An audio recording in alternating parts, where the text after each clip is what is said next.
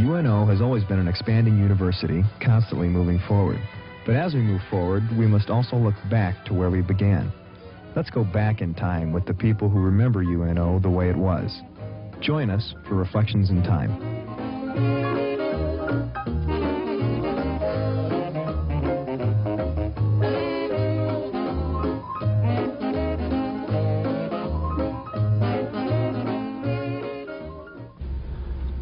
It's fall, and the year is 1990 here at UNO, and my name's Paul Borghi, and we're sitting in the new Health, Physical Education and Recreation building, fairly new at least, one of our newer buildings here on campus.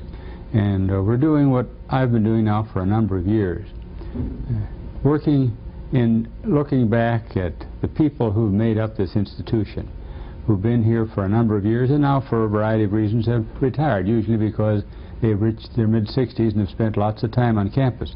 And I thought a long time ago this would be a nice way to help remember them and to use them in our archives and in the alumni house in memory ways.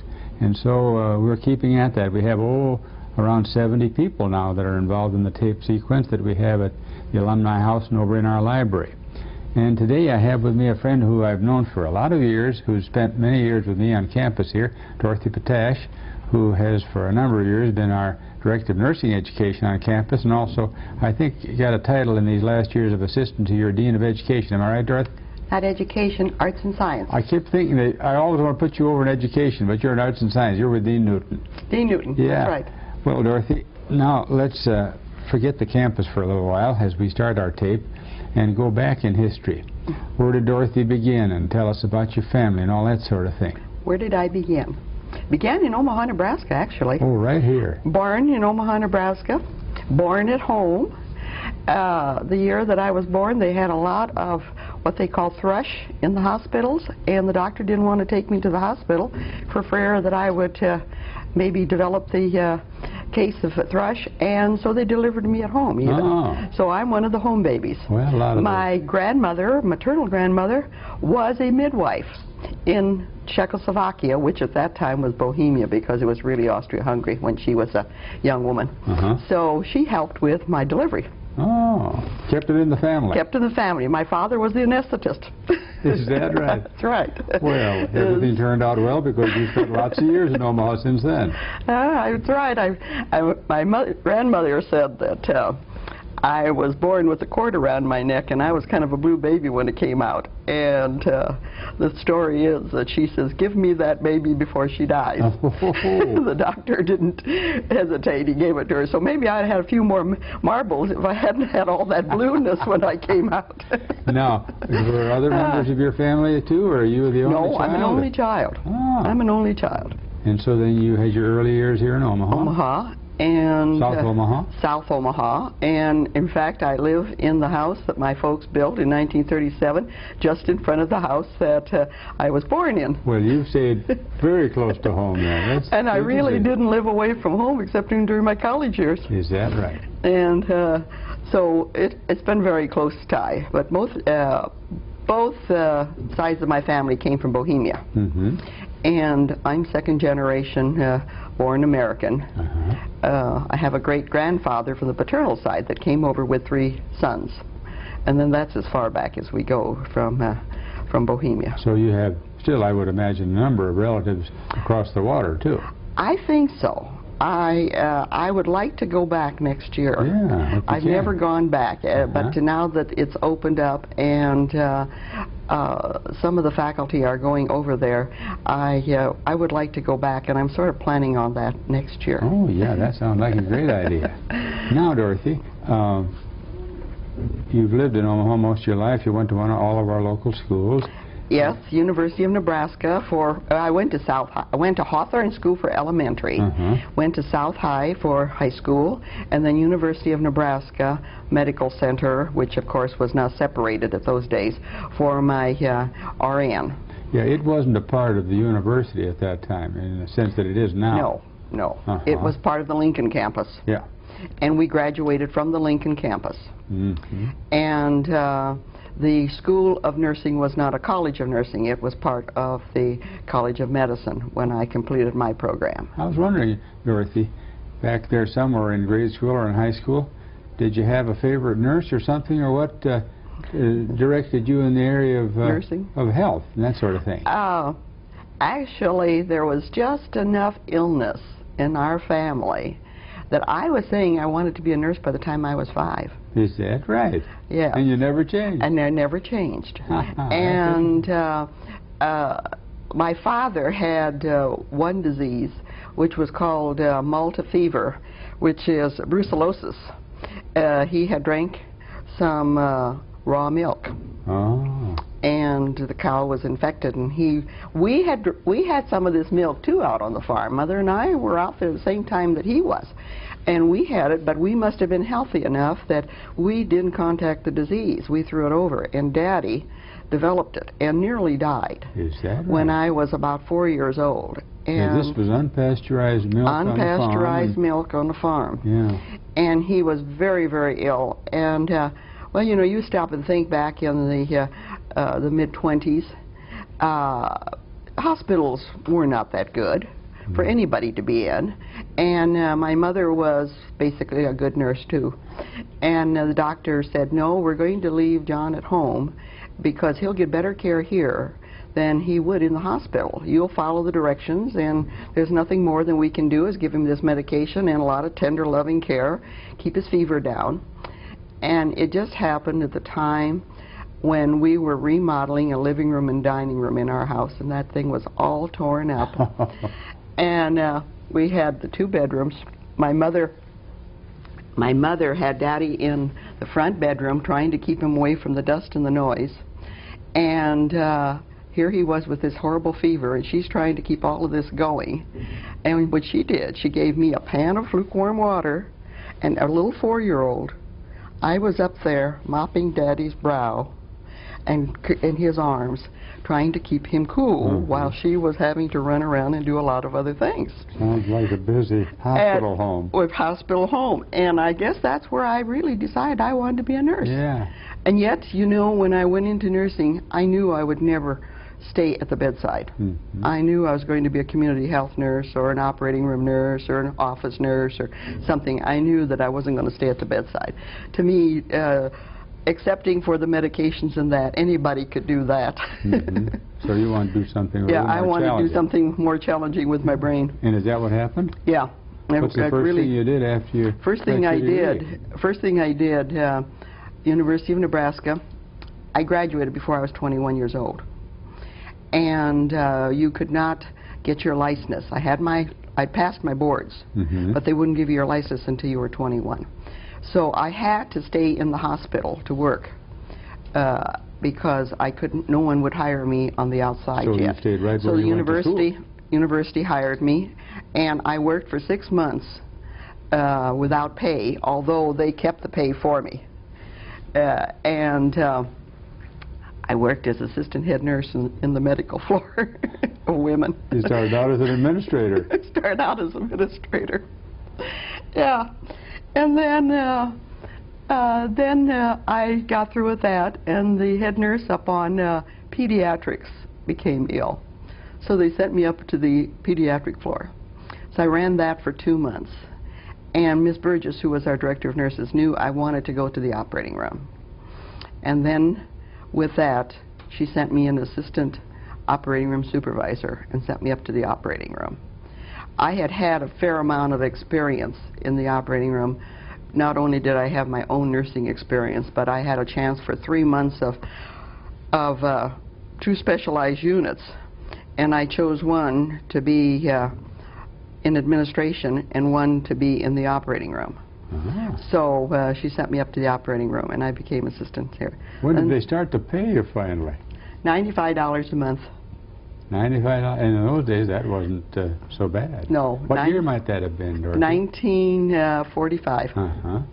Yeah, in the early part of the war years. Yes, In fact, I thought maybe I was going to have to go to war yet. Yeah, there were a tremendous need for nurses in those days. And both in service and out.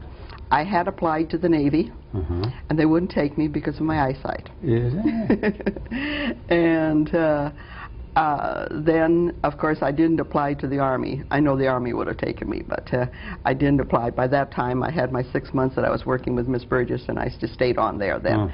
And then, after I went into the operating room, that put me on a deferred list. Because University Hospital was a charity hospital. University Hospital had nothing but students and supervisors to run the place. We had a head nurse, assistant head nurse, which oftentimes was a student rather than a graduate because we didn't have enough. And so we had to run the hospital with students. So the nursing care really in those days was the student body? Student body. Wow. We did. And a few doctors? A few doctors. And actually our doctors, excepting for pediatrics and our residents and our anesthetists, they were all charity doctors. They were our elite doctors in town who came out and taught the students and took care of the patients free. So really all the patients were those that could not pay to be in the hospital at that time? Was it a relatively small hospital? No, about 200 bed. Well, that's still a And we were place. basically full. When I started there, we had a psychiatric unit. But within a year, the psychiatric unit was closed. Well, now you've spent then a number of years down at the, what we call now the Med Campus. Yes, I worked there until December of '48. And then I went to Clarkson as assistant operating room supervisor. Didn't move very far then either? No, down on 26th. No, it was 26th Street. No, I helped build that one. Yeah, before they moved down there. I was down on 26th and Dewey. And I was assistant operating supervisor for approximately about 8 months. I didn't realize what the problem was, but the operating room supervisor was not very open-minded to new ideas. And they had me in there as an assistant, and they were going to send her to school for 6 months back east to Philadelphia. And what I didn't realize that if she didn't shape up after she came back, they were going to fire her and put me in charge. She went to school on probation. She went to school on probation. She came back and she didn't shape up, and they shipped her out. They shipped her out? They did. So I became the operating supervisor. You seemed to stay in management just about all the time you were. Of course, I was teaching too, though, with the students. Now you really began teaching. I was teaching the students at university, and then I taught the students at Clarkson. And then I helped design the current Clarkson Hospital over there by the university. Moved them in, and because they wouldn't give me enough new personnel to run the operating room, I decided I was going to leave, and I was going to go straight into teaching. And that's when I left. I went to Jenny Edmondson to teach. Over in Council Bluffs? In Council Bluffs. To teach nursing arts, pharmacology, medical surgical nursing. I was there about 2 months when I had to start running the operating room along with my duties. The operating room supervisor you get became spread ill. Around well. And I stayed there until the fall of '59, and I probably wouldn't have left in the fall of '59 if we hadn't gotten a new hospital administrator and a director of nurses and the educational director of nurses who decided that the faculty was going to have to start pushing time clocks. Oh. Yes, we were going to have to punch time clocks. Sounds like Dorothy didn't like that sort of thing. Didn't like that. I was not going to push a time clock. I was not a blue-collar worker. I was a professional, and I've always been a professional, and I gave them far more time than they ever thought to have given me. And I came home, and by this time my father had been dead because my dad died in 1949, so I was living with my mother, and I came home and said to Mom, I'm going to look for a new job. And she says, what's the matter? And I said, well, I'm not going to push a time clock over there. And she says, well, you know, that wouldn't kill you. And I said, no, I know it wouldn't kill me. But I said, I don't like the idea. We're not unions, and I'm not going to join one, and this is going to happen. So I came home and I called the Nurses Association. At that time, they ran a registry and were the main source of jobs in the community.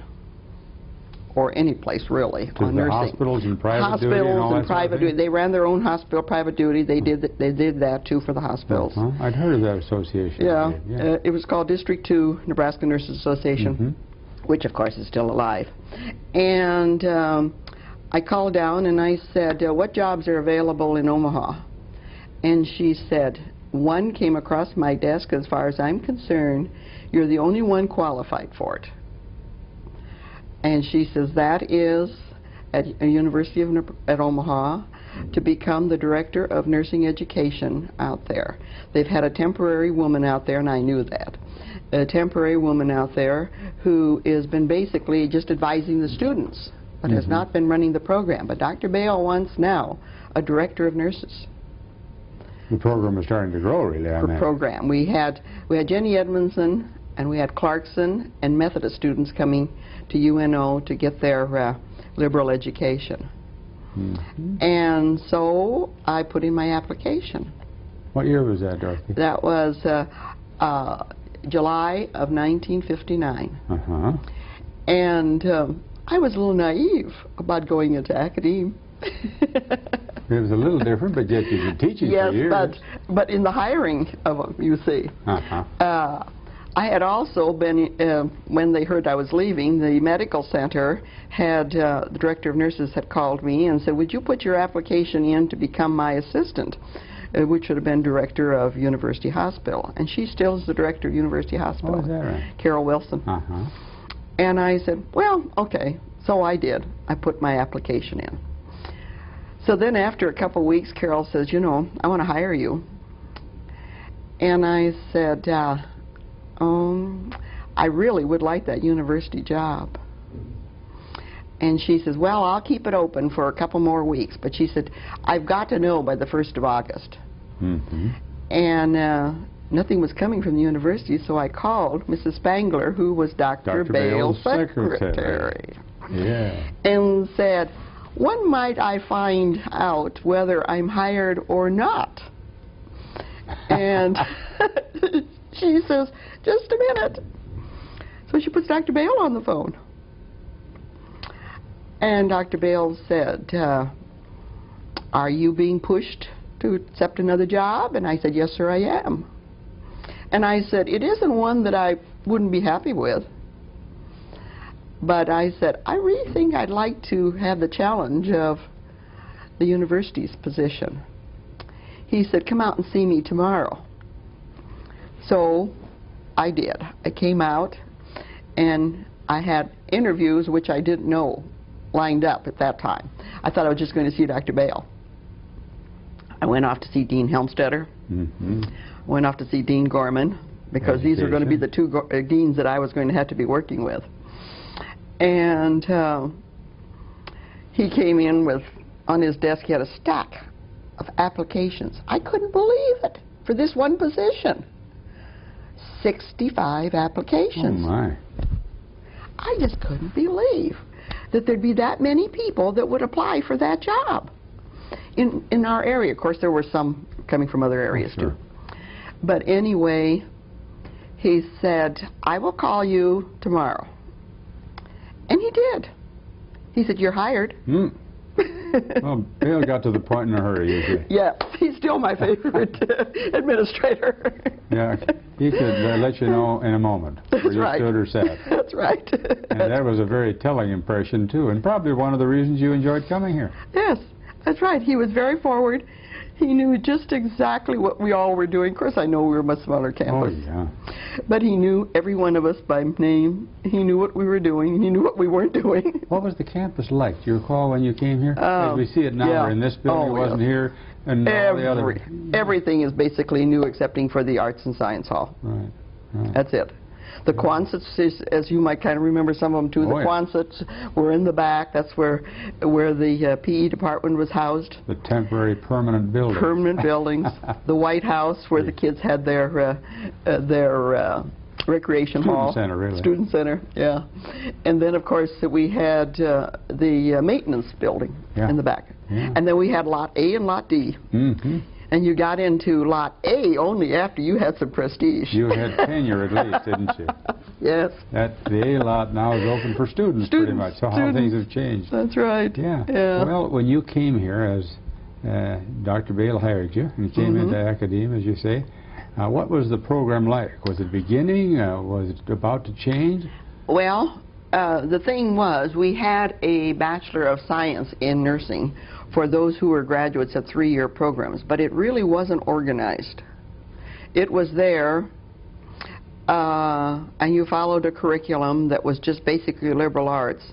But nursing was moving towards having to add at least community health nursing to the program and some administration courses in order to get a bachelor's degree, and that was lacking. Yeah. When was it that the push for degree nurses really got going?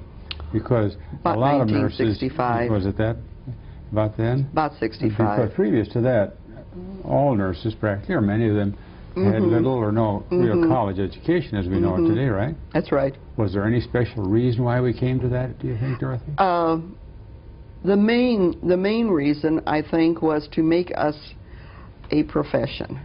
Everyone sort of thought as a diploma nurses as a technical nurse. And the institution that they came from was not accredited by North Central, so it was not an academic institution. Although there were a fair number of university programs like my own around, there weren't too many of us. Minnesota, Colorado, Nebraska, in the Midwest.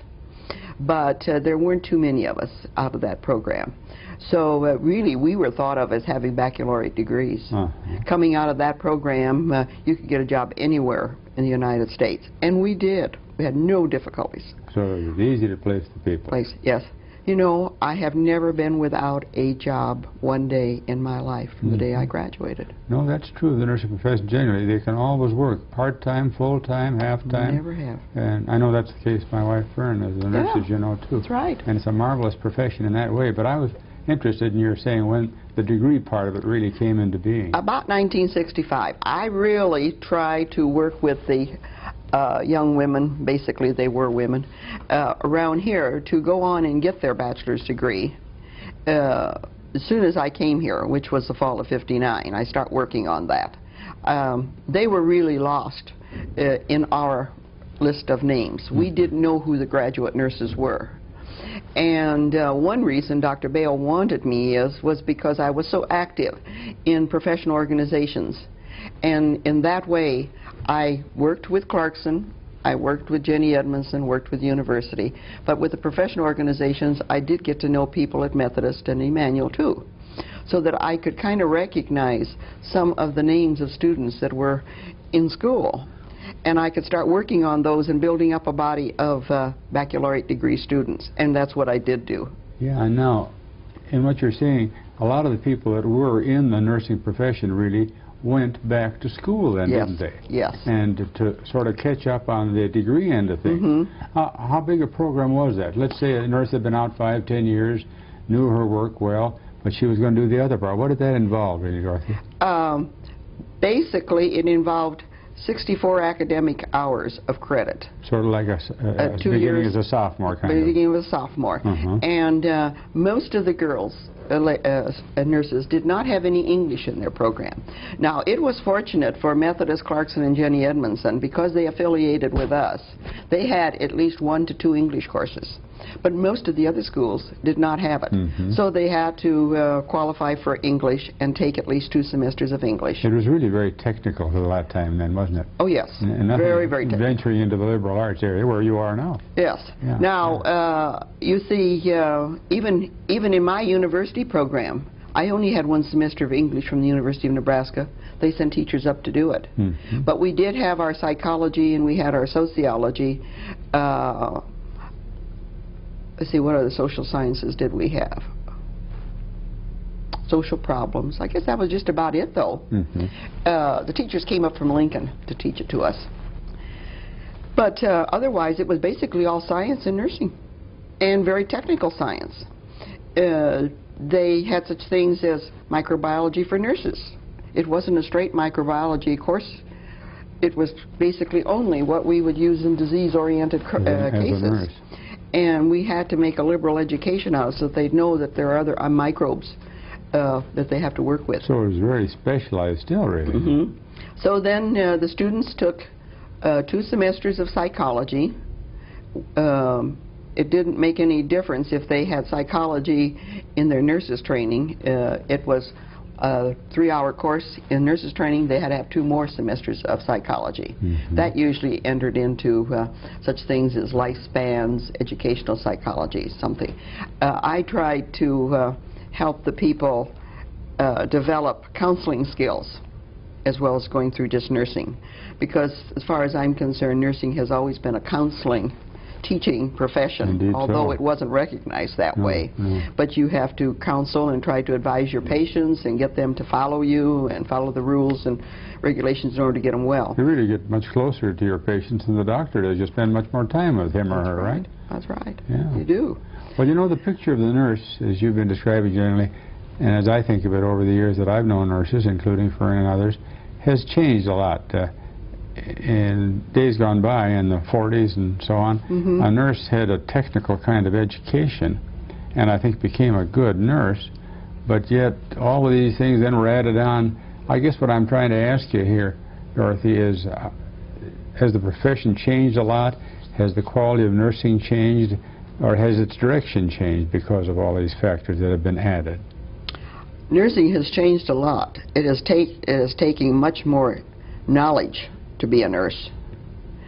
You not only have to know the sciences from the standpoint of memorizing the bones and parts of the bodies and what an organism looks like and so on, but what does it do and how does it relate to what you're doing in the caring of the patient? How should the weight of the patient be placed on these various parts of the body when something is wrong with them? The biggest change, I think, is in physiology with medicine, because it is just getting into the last few years that they are recognizing idiosyncrasies, allergies to medicines, that everybody can't take all these things. We used to just pour a pill down the patient. Yeah. I myself always worried a little bit about it because I came from a family, my father particularly, that was allergic to a lot of things. Mm-hmm. Mm-hmm. So I always was concerned about what would happen to patients myself, but that wasn't because I was taught that particularly. But that's the thing they have to know now. They have to know when, what to watch for, what to teach the patient. My biggest concern now is we're sending them home so soon. Mm-hmm. I think we're going to find a few deaths, and then we're going to have to start worrying about not sending them home so soon. The patients we're talking about. We're talking about patients now. Yeah. You know, another question that comes to mind, Dorothy, in nursing education that you've been involved with, is that in years gone by, they spent so much time in practical nursing. As you said, you ran the university hospital with students. Mm-hmm. Well, didn't that pendulum swing the other way? You spent more time in class and less on the floor? Yes. What about that? A lot of nurses are afraid to work on the floors, and I see that, and I can understand why, because they can't answer the patient's questions, and they don't have the skill that we had because we did these procedures over and over to go in and do them as easily as we did because we had so much practice. Yeah. No, they really prefer to be public health nurses because they can talk their way through things rather than actually do the treatments. Yeah. With that in mind, do you think there's a weakness in all of this? I think there's a weakness in some of the hospital nursing. They do have to be watched and supervised very closely when they first go into the hospitals. Mm-hmm. But if they're intelligent people, they should be able to do it quickly. They should learn quickly. They don't have to do it 1,000 times. They ought to be able to learn to do it in 5 or 6 times. So there's a happy medium probably between a little experience and almost too much, where the burden of proof rests with the student nurses it did many years ago. Along that line too, Dorothy, I wonder, and coming from a nursing family, I wondered what you thought about this. Is it true, or isn't it, or at least in some cases, that too much pressure, too much responsibility is placed on the nursing profession for what happens to the patient? Where does the nursing profession's job kind of end and the doctor's begin or end? and that relationship. That whole area is kind of gray, isn't it? Just what I was going to say. That's a very gray area. It's the same thing with social work. Where does the nurse stop and where does the social work begin? Where does the occupational therapy stop? Where does the nurse begin? You know, occupational therapy is a very new profession. Physical therapy was a new profession.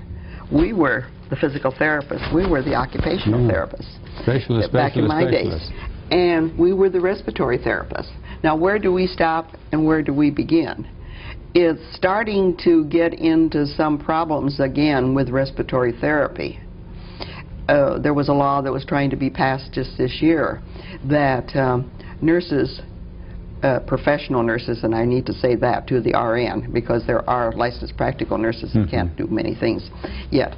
But the registered professional nurse should not be able to do respiratory therapy treatments. That they would have to go through a special course before they could do that. Well, this is working with a patient that has problems with breathing and so on. With breathing and so on. And we got that law canceled for this year. But you see, the respiratory therapists are trying to take over all of that. That means all the oxygen. And that's what's bringing up the cost of a lot of our medical care, because we have to have all these special people. Did you realize that a nurse is not to cut the toenails of a patient in the hospital? Has to be a podiatrist. Is that right? And this is true. How many specialists can you find in the operation? This is true of other professions, though, too, isn't it, Dorothy? Yeah. And it isn't, it's kind of, I use the word silly. Yes, I think it is silly. What's brought it about? Because we've got enough podiatrists out there now, and they want their money, too. And, you know, these poor patients and the medical bills, the insurance bills, they can't stand for all of that. Why can't a nurse trim a toenail? Now, I realize people with vascular diseases and diabetes, you've got to be careful. Sure. You've got to be careful. Okay. Maybe we wouldn't have to cut them if we thought we were going to get into troubles. But the average individual, we ought to be able to trim theirs. Has part of the problem, too, come with all the, you hear about suits and malpractice and that sort of thing that wasn't a part of medicine really 20, 30 years ago? And it's just coming back to the Midwest, too. We really don't see a lot of lawsuits back here yet, but people are becoming very fearful of it.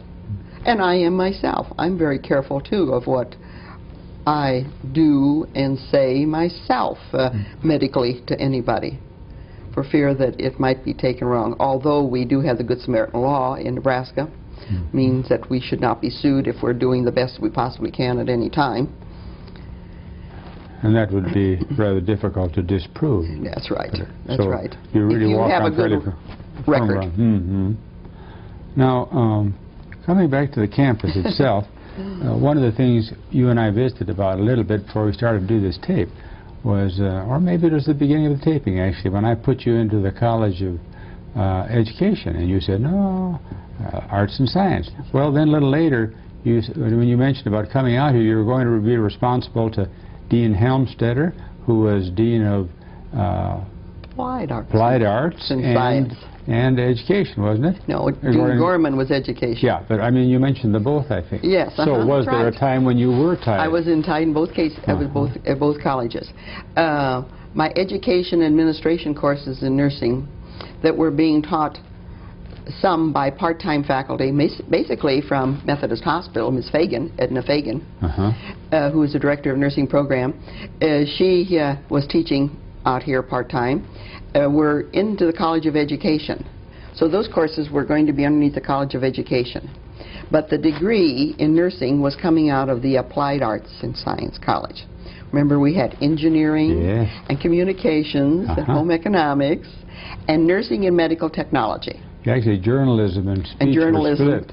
And one was in Applied Arts and one was in Arts and Science. That's right. Well, did your position and group evolve over into liberal arts by the very nature of the change of emphasis in nursing? No, it moved over into liberal arts with the merger in 1968. I'm glad you mentioned that, Dorothy, because everybody who sat in that chair and others who recorded otherwise, I always like to ask him, if they were here that long, what about the merger, when we became a part of the university system? Back in 1962 and 3 and whenever we were talking about this and it was coming on, and you hadn't been here very long then, what did you think about that? I've always felt the day Dr. Bale died, things really changed. Not died, retired, I should say. Not died, he retired. It was almost like he dying from us as far as I was concerned. We just had problems from there on. The changes were coming, of course. He was feeling it too. And, we were talking about it. And as you can kind of remember back, Dean Helmstetter was not young either. No. And it would be a very good time when he would retire to probably make some changes. And so, do you remember Marston? Oh yes, Colonel Marston. Colonel Marston. He became then head of engineering. And he decided he was going to have an engineering college. Mm-hmm. And with the retirement of Dean Helmstetter, the College of Applied Arts was broken up. Home economics had a hard time finding its home. It finally went into education. And finally got tied to the Lincoln campus. And then, after the merger, of course, it went to the Lincoln campus. Yeah. All of the journalisms and so on found theirself a home in arts and sciences. Mm-hmm. And I was left as director of nursing education and of medical technology.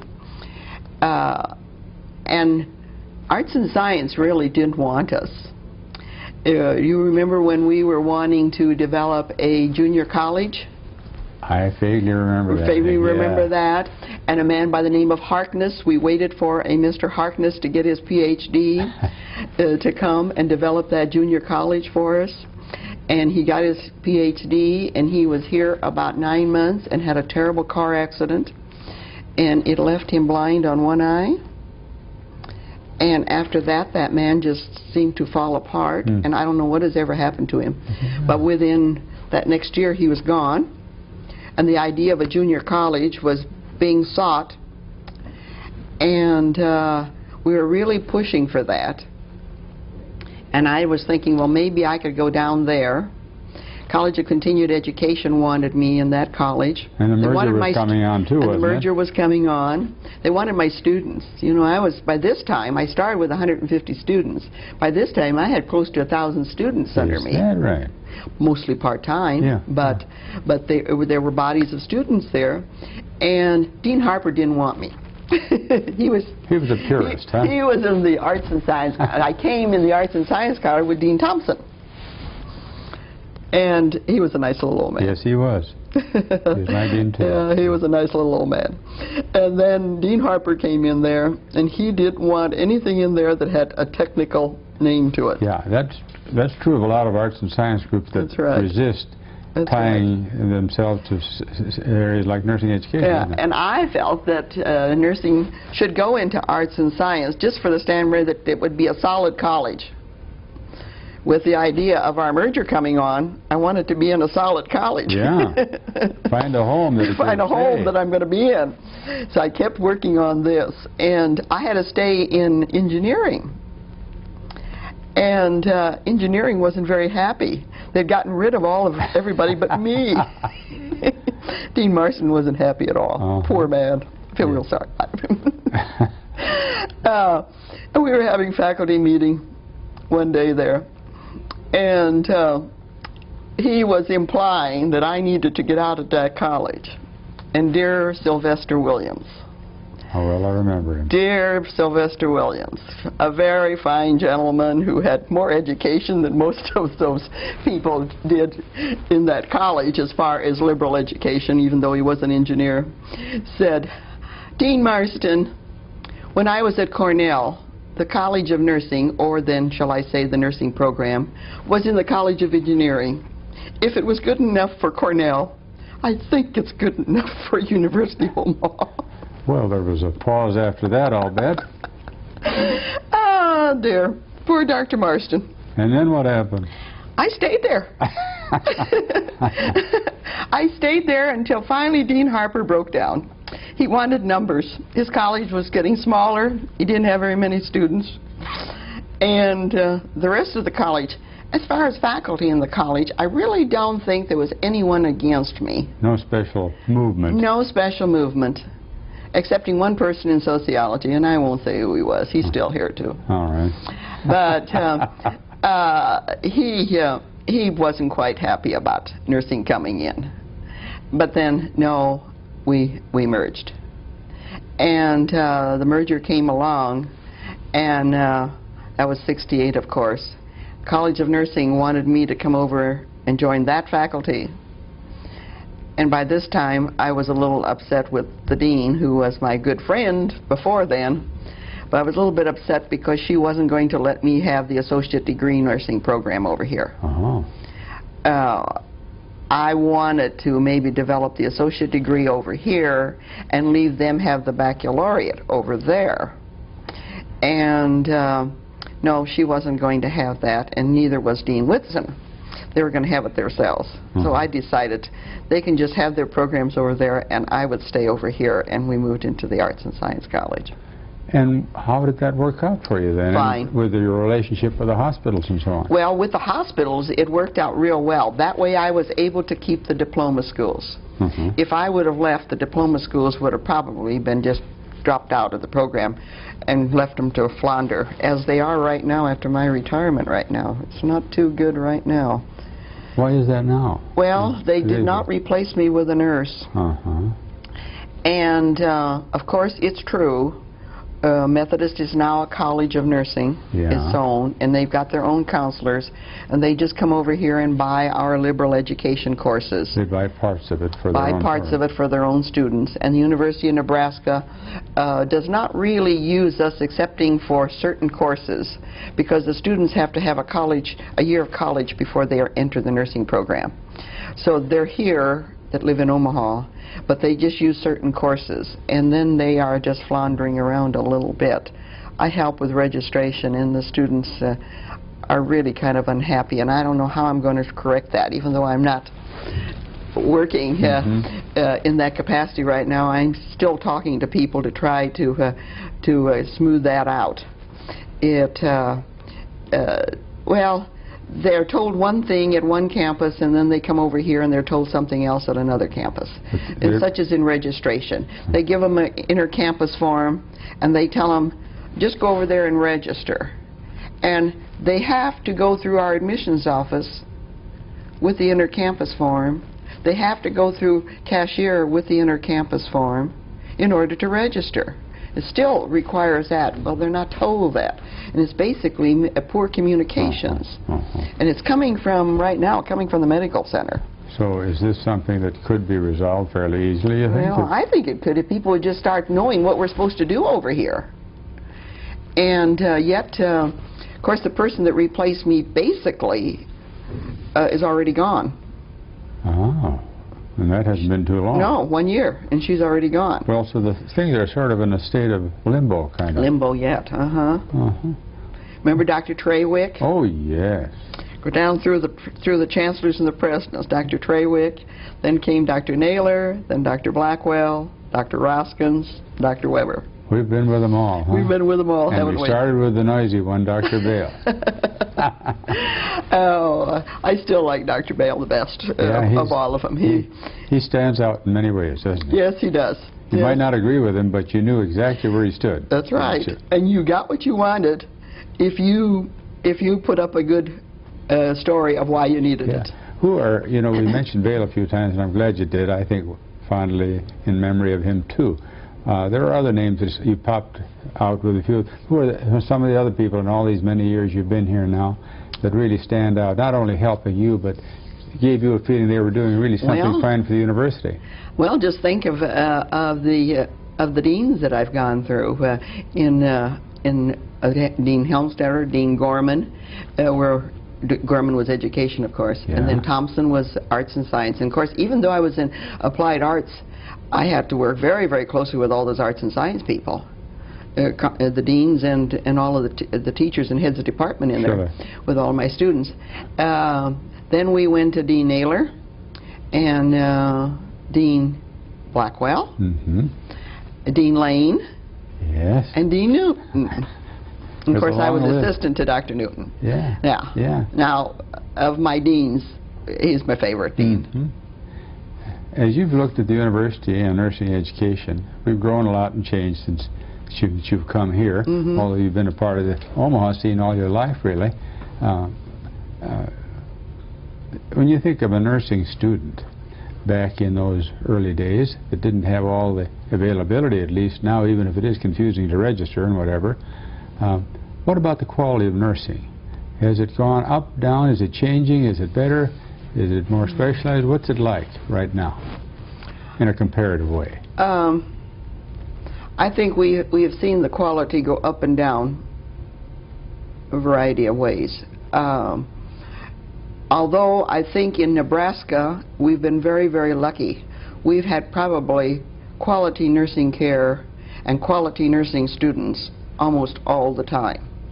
There have been a few that may have slipped in, but on the whole they didn't finish. We've basically always taken the top of the cream of the crop, mostly the A's and B students. Mm-hmm. They placed in English 115 and 116. They rarely ever placed in remedial. If they did, they weren't accepted into the program until they made up the deficiency. Generally, they were a very bright group of people. That's right. And we really did not have any problems with them. I do think that the LPN programs, even though they were just one-year programs, took the best that they could too. They took the best out of high school that they possibly could. And we had very few failures in state boards, either for LPN or RN. I really don't know of a Nebraska nurse that was not able to get a job if they wanted one. Well, that's wonderful. They're all over the country. Mm-hmm. I've just been calling to raise money for the College of Nursing's endowed chair that we're trying to do, and they're just all over the country, and they're doing great work. They're getting big positions. A lot of my nurses have doctorate degrees already. My students have. Kind of fun to hear from them, isn't it? Yeah. Run into them around the city and around the country. Now, as you sit here and we visit today, you've worked and touched the lives of hundreds, if not thousands, of nurses. To a young girl or a man, boy or girl, that might be interested in this profession, what would you say are the most outstanding possibilities? Why should one become a nurse? I still say one should become a nurse because you have the most variety of opportunities to work the rest of your life. You can change from one field to another. You can change from teaching to administration. You certainly did that. Did that and back. You can do community health nursing. You can do school nursing. You can do rural nursing. If you really like hospital jobs and not too much supervision jobs, you can probably get a job anywhere in the world. If you're a United States nurse, you can go anywhere. So the job possibilities are almost endless. Endless. And if you get tired of one thing, you can do something else. And then I suppose one of the nice things too is like cutting the grass. You can see what happens. You can watch a person get well as sometimes deteriorate. But, and then yet, if they deteriorate, you can do the best to keep them as happy and as free of pain as you possibly can. And that's one thing that we do have to learn to do, is that we do have to give up sometimes, that we can't cure everyone. If you were going to change nursing education now, if all the money in the world were available to you, Dorothy, and you could have your druthers, how would you change things to make for better nursing programs around our country? What would be the main elements, at least? I think the main element is still to select the best educated person you possibly can with the highest grades that you possibly can, but yet to get one who is able to work with their hands, and that is so that they don't have all theory and then can't put it into practicality. I would like to see everyone have a baccalaureate degree and an international view of cultures and religions, because I think this is going to affect us more so as time goes on than we see even yet today, and it's coming. I hope we don't push too fast for everyone having a PhD in nursing. University of Nebraska started its PhD program this August. We've got 4 students. Now there is place for it, because in order to have masters you should have PhDs teaching these people.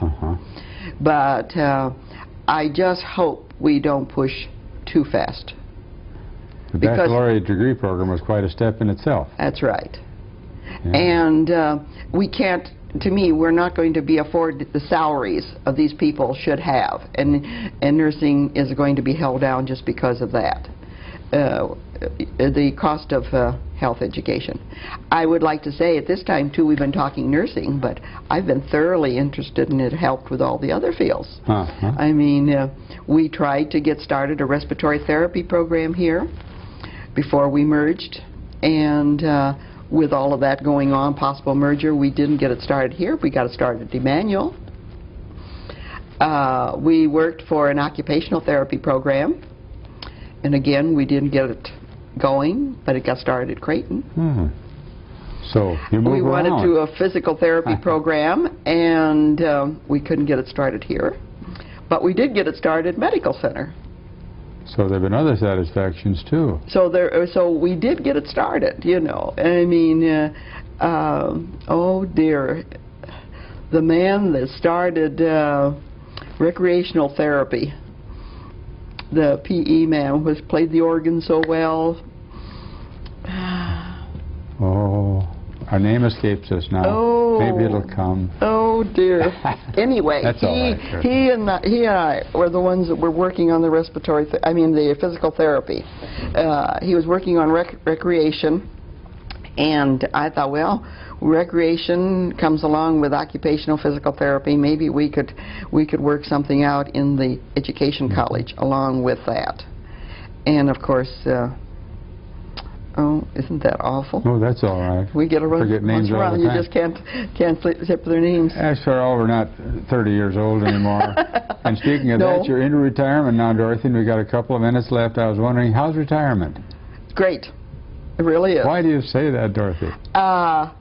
Well, you know, I think that I may not have been completely ready for retirement when I took retirement. I know took the you buyout. used to talk about, you were kind of wondering about it. I took the buyout.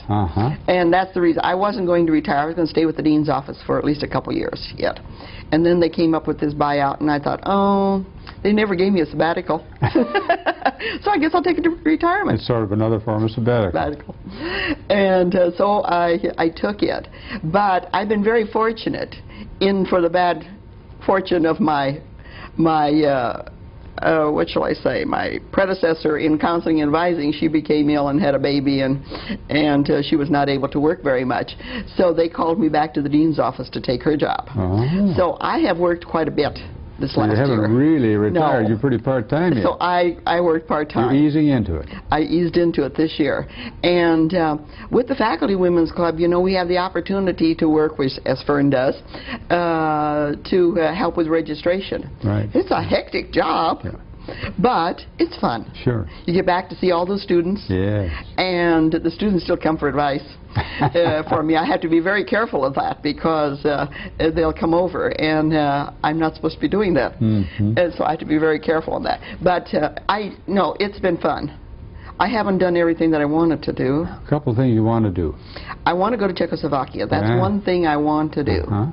I want to see that country. You know, my first day after retirement, I went to Poland with Bernie Colossus tour, and that was great. That was a very good wait. The very next day, I left for Poland. And next, you want to go to Czechoslovakia. And I do want to go to Czechoslovakia. What's another thing? Well, I think that's really the main thing. I really think that's the main thing. And it sounds like you have other things that keep you busy, too. I've got plenty of things to keep me busy.